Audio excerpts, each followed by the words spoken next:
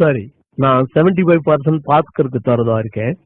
அது போக 25% நாம 5 பேரும், அதாவது ஸ்ரீதர், கோபால், நான், தாமு பேபி பிரிச்சுக்க போறோம். ஆளுக்கு 5% கிடைக்கும்.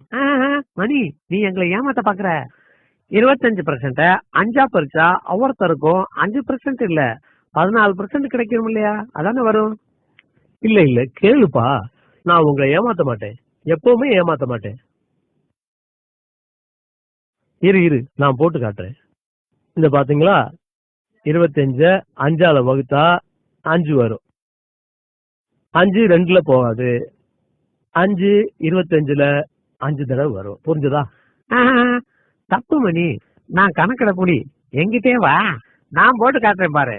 5 25 5 2ல போகுமா? போகாது. 5 5ல ஒரு தடவை போகும். இப்ப 2 சும்மா இருக்கு, அத கீழே கொண்டு வந்துருவோம்.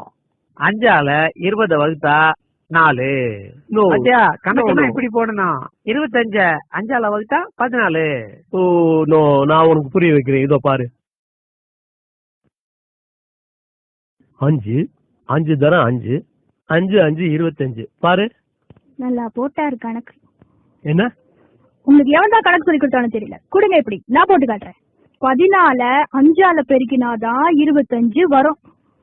5 × 4 20. 5 1ஆல இன்ட்டு பண்ணா 5, மொத்தம் 25. அவ்வளவுதான். இல்ல இல்ல, இங்க பாருமா, 5 14 நான் கூட்டி காட்டுறேன் பாரு, அப்ப புரியும் உனக்கு. 14 14 14 14 14. இப்ப கூட்டி பாரு, சரியா வரும். நீ சொல்றது தப்பு, நான் சொல்றதுதான் ரைட்டு, நீயே ஒத்துக்கோ பாரு. 4 8 12 16 20 21 22 23 24 25. அது கணக்குல ஏதாவது டவுட்னா என்கிட்ட கேட்டுக்கப்பா. அடச்சா.